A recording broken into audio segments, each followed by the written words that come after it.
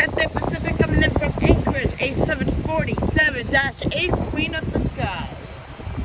It is a freighter.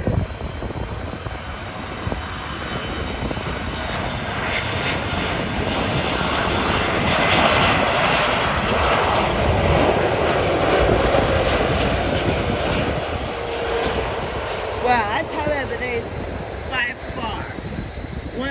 That's a big component. Ooh, tire smoke. That's a lot of tire smoke by the 747.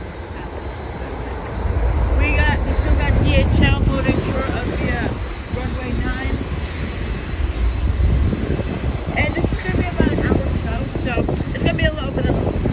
Alright. So once this guy we're gonna be seeing